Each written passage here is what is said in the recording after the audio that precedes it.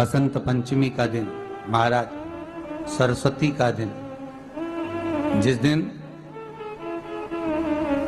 जो बच्चा पढ़ने में कमजोर होता है उसके हाथ से बसंत पंचमी के दिन सरसों के 31 फूल शंकर जी को चढ़ा दिए जाते हैं तो बच्चा पढ़ने में अव्वल निकल जाता है। उसके बच्चे को कभी नहीं कह सकते कि पढ़ने बैठ, वो खुद बैठेगा। केवल आज बसंत पंचमी का दिन, एक ही दिन चढ़ता है। और बाकी के सरसों के फूल आपको मालूम है कि रोग मुक्ति के लिए तो होते ही हैं। ये तो आपको पहले भी वर्णन किया महाराज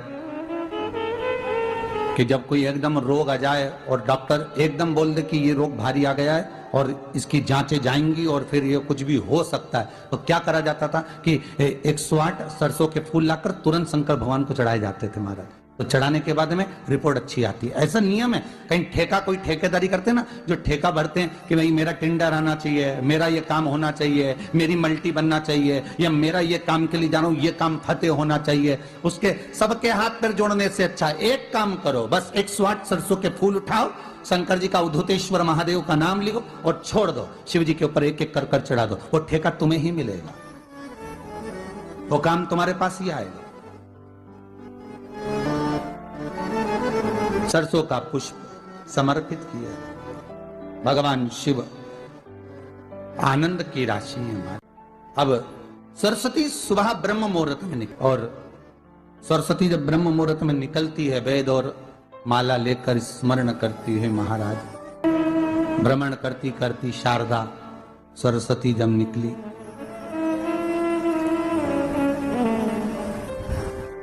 शिव महापुराण की कथा कहती है और गर्ग संहिता कहती है, जैसे जैसे सूर्य का प्रकाश तीव्र होते चले जाता है, सरस्वती उस प्रकाश में आनंद बिखरती हुई, वीणा के स्वर देती हुई माता सरस्वती गाती गाती पितरों के समय से पहले ही आलोक हो जाती,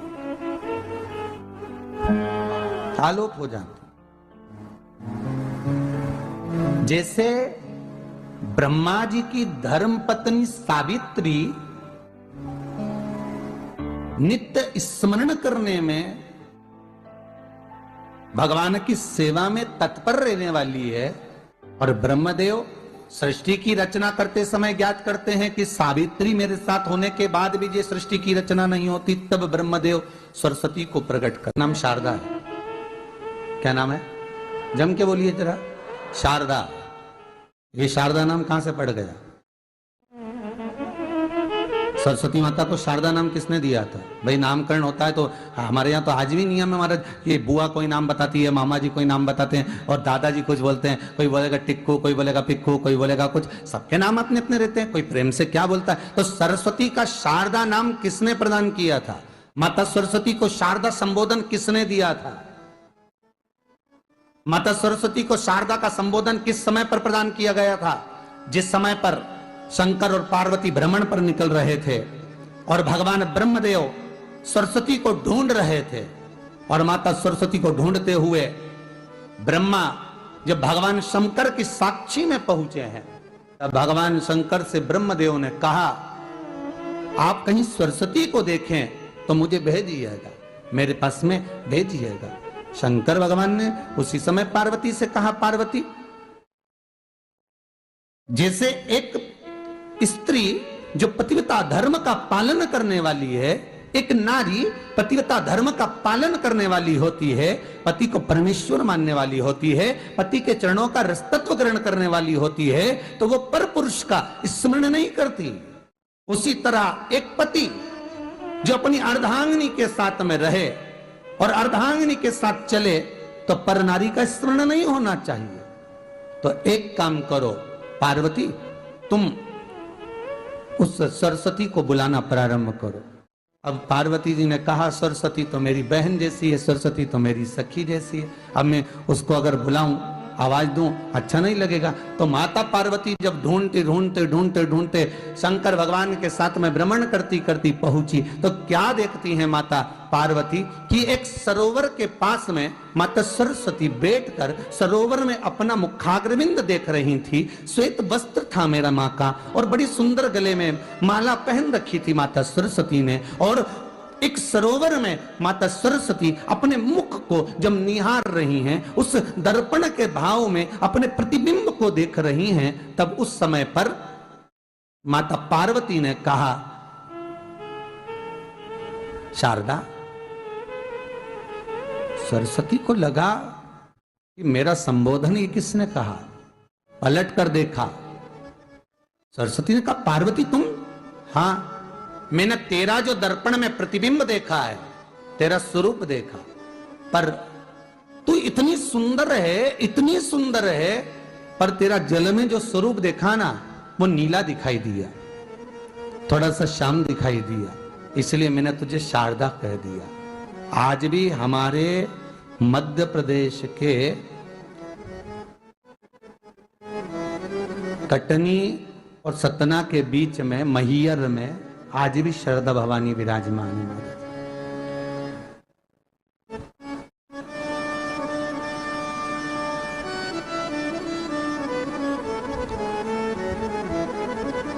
धार जिले में जाएंगे तो बाग क्षेत्र में मां बागेश्वरी, मां शारदा आज भी विराजमान। कहा, सरस्वती जी पूछी, पार्वती तुमने मेरे को शारदा क्यों कहा? क्योंकि तेरा जो प्रतिबिंब था वो श्याम नजर आ रहा था मुझे।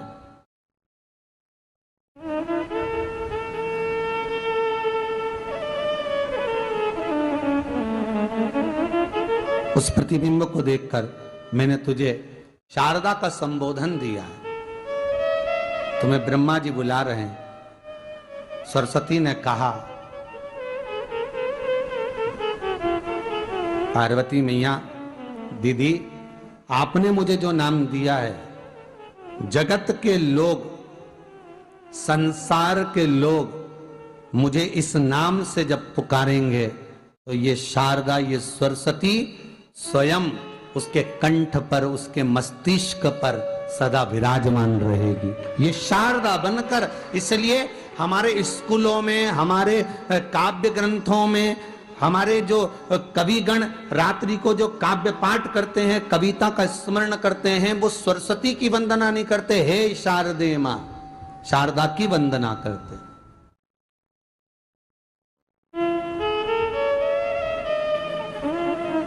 कभी आपसे कोई पूछ ले कि शारदा नाम पार्वती सरस्वती का कब पड़ा, तो आप बता सकते हैं कि ये माता शारदा नाम कोई सहज नहीं है। मां ढूंढने के लिए जब निकली, ब्रह्मदेव के कहने पर भगवान शिव के साथ भ्रमण करती, नाम का उच्चारण कोई सहज नहीं होता। कोई देखता होगा, दादाजी ने अगर किसी का नाम कुछ रखा है तो कुछ सोच के रखा होगा, पिताजी ने अगर कुछ रखा है तो उसके मन में कुछ आया होगा तो रखा होगा, मम्मी ने अगर कोई नाम रखा है तो उसने कोई विचार कर कर रखा होगा। कोई नाम अगर किसी का रखा जाता है तो उसके अनुकूल रखा जाता है कि हो सकता है कि वो नाम की क्या उसके मन में चल रहा होगा।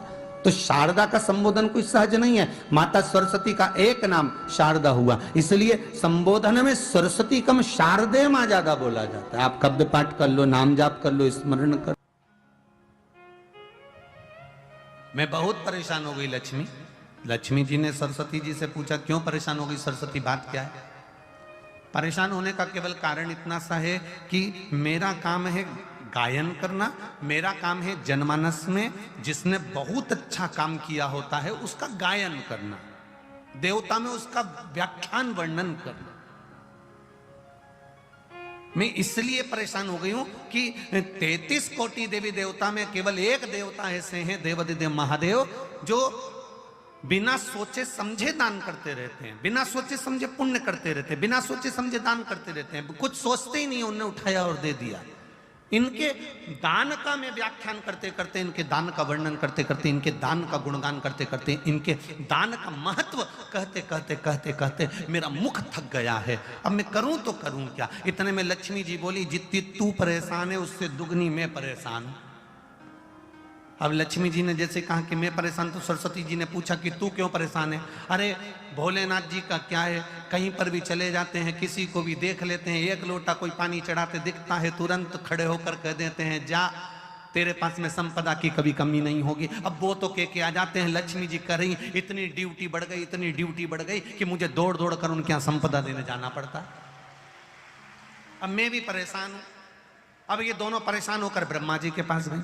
अब ब्रह्मदेव से कहा प्रभु, इतने में सरस्वती जी बोली स्वामी स्वामी स्वामी। स्वामी जी ने कहा क्या बात है? ब्रह्मदेव बोले तुम दोनों आज मेरे पास किस लिए आई हो? सरस्वती जी बोली मैं बहुत परेशान हो गई। लक्ष्मी जी बोली मैं भी परेशान हो गई। सरस्वती जी बोली क्यों परेशान हो गई? तो कहा कि शंकर जी का गुणगान गाते गाते अब कोई आप एक माता ने कल पत्र लिखा था, उस पत्र में लिखा था कि अगर मैं पूरी जिंदगी शंकर का गुण, आपने वो बड़ा पत्र देखा था ना, उस पत्र में लिखा था कि अगर मैं पूरी जिंदगी शिव का गुणगान गाती रहूं कि शंकर जी ने क्या क्या दिया है तो वर्णन नहीं कर सकती। जब इंसान की ये हालत है तो देवताओं की क्या हालत होगी? तो सरस्वती जी ने कहा मैं गुणगान कर करके थक गई। लक्ष्मी जी करी मैं दे दे के थक गया। इसलिए ब्रह्मा जी तुरंत उठकर बोले तुम दोनों से ज्यादा मैं परेशान, तुम दोनों से ज्यादा मैं परेशान हूं। तो इतने में तुरंत लक्ष्मी और सरस्वती जी ने पूछा तुम कैसे परेशान हो? ब्रह्मा जी बोले मैंने किसी के भाग्य में लिख दिया कि ये जिंदगी भर ठोकर खाएगा, ये जिंदगी भर रोएगा, ये जिंदगी भर तकलीफ भोगेगा, इसको ये रोग आएगा, इस रोग में ये बीमार होकर समाप्त हो जाएगा। मैंने इसके भाग्य में इतना इतना लिखा और वो एक लोटा पानी लेके शंकर जी के मंदिर पहुंच गया और शंकर जी ने उसका भाग्य बदल दिया। तो मेरी लिखनी को भी भाग्य को बदल दे रहा है। ये कलयुग में हो क्या रहा है समझ में नहीं आ रहा। ब्रह्मा कह रहे हैं कि मेरी लेखनी को पलट दे रहा है, वो महादेव से मैं भी परेशान हो गया। तीनों मिलकर पार्वती जी के पास पहुंच गए। माता पार्वती जी बैठी थी, तब साधना में मिलीन थी। अब तीनों बैठकर भगवान पार्वती जी के पास पहुंचे। माता पार्वती जी ने पूछा ब्रह्मा, लक्ष्मी, सरस्वती आज कैसे आना हुआ? सरस्वती जी बोली हम बड़े परेशान हो गए, तुम्हारे पति तब पुण्य कर रहे, तब पुण्य कर रहे, इतना दान कर रहे कि हम बोल बोल के थके जा रहे। लक्ष्मी जी दे दे के थकी जा रही है। अच्छा, और ब्रह्मा जी तुम कैसे आए? ब्रह्मा जी बोले मैंने ललाट पर लिखा था कि ये दुख भोगेगा, तकलीफ भोगेगा, कष्ट भोगेगा, इसकी किस्मत में कभी मकान नहीं रहेगा, इसकी किस्मत में कभी जमीन नहीं रहेगी, इसकी किस्मत में संतान नहीं रहेगी, इसकी किस्मत में ऐसा रहेगा। मैंने कितना कितना लिखा था। और वो लोटा भर के शंकर जी को जल चढ़ाता है और देवाधिदेव महादेव प्रसन्न होकर उनके भाग्य को बदल देते हैं। हम तीनों परेशान हो गए, इसलिए हम अपनी नौकरी छोड़ने के लिए आए। हमें अब यहां सर्विस करना ही नहीं, जब हमारी चले ही नहीं तो हम करके करेंगे क्या? पार्वती मैया आप कुछ कहो। पार्वती जी बोली मेरा पति मेरे कहने में कभी नहीं चलता, मेरे कहने में चले ही नहीं तो मैं बोलूं क्या उसको? वो मेरे कहने में चलते तो मैं कह देती। फिर भी अगर आप कह रहे हो तो मैं बात करती हूं। पार्वती जी भी शिव जी के पास गईं। लक्ष्मी, सरस्वती, ब्रह्मा तीनों चारों शिव जी के पास गए। भोलेनाथ जी को एक लोटा जल चढ़ाया। शंकर जी प्रसन्न हो गए। प्रसन्न होते से बोले मांगो तुम्हें क्या चाहिए? इतने में ब्रह्मा जी बोले तुम ही देख लो, अब भी अब भी हो गया। अब भी 1 सेकंड हुआ बस, तुमने पानी चढ़ाया और वो बोल दिया मांग क्या चाहिए। अब इतने में पार्वती जी बोली प्रभु बस इतना सा चाहिए। ब्रह्मा जी बड़े दुखी हैं। क्यों? इनने भाग्य में लिखा किसको ये दुख आएगा, इनने भाग्य में लिखा किसके यहाँ औलाद नहीं होगी, इनने भाग्य में लिखा किसको ये बीमारी आएगी, तुमने पलट क्यों दिया? ब्रह्मा जी तुम समझ नहीं सकते। चक्कर ये है कि मेरे पास कोई आता है, मेरा नाम ओघड़ दानी है। ओघड़ दानी का मतलब होता है जो कुछ सोचे समझे बिना दे दे। ओघड़ दानी है मेरा नाम। तो ब्रह्मा जी बोले तो तुम्हारे पास जो हो वो दो ना। शंकर जी बोले मेरे पास जितना था मैंने सब लुटा दिया, बस केवल डमरू बचा है, केवल अकेला डमरू और गले में सांप, त्रिशूल। और कोई भी अभी तक मंदिर में आया उसने आज तक नहीं किया कि तुम्हारा सांप दे दो। बोलो रे नोएडा वाले, तुमने कभी कहा हो जाकर कि तुम्हारा सांप दे दो? या तुमने कहा हो तुम्हारा डमरू दे दो या त्रिशूल, ना ना ना, आज तक कोई मंदिर में आके बोला ही नहीं कि तुम ये दे दो। जो भी आता है अच्छी चीजें मांगता है। तो शिव जी बोले मेरे पास जो था मैंने सब दान कर दिया, मैं तो खुद शमशान में रहता हूँ, वहां पर कुछ भी नहीं रहता, और गुफा के अंदर रहता हूँ, वहां भी कुछ नहीं रहता, इसलिए तो फिर तुम ये बोलना बंद कर दो। शंकर भगवान बोले मैं बोलता हूँ, तुम देने जाते ही काहे को? कौन ने कहा कि तुम जा? अरे प्रभु तुम तो कहकर चले जाते हो कि जा, तेरे घर में संपदा की कमी नहीं होगी। अगर लक्ष्मी जी नहीं जाती है तो नारायण रुष्ट होकर बैठ जाते हैं और कहते हैं तूने मेरे शिव का कहना नहीं माना, आज से मैं तेरा मुख नहीं देखूंगा, इसलिए लक्ष्मी को तोड़ना पड़ता है।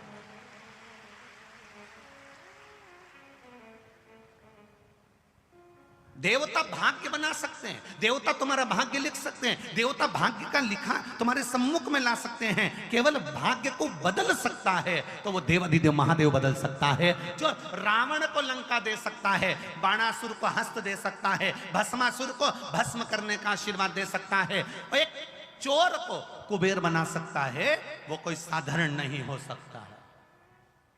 एक चोटे को जो चोरी करने शंकर के मंदिर गया है, उसको कुबेर बना दिया।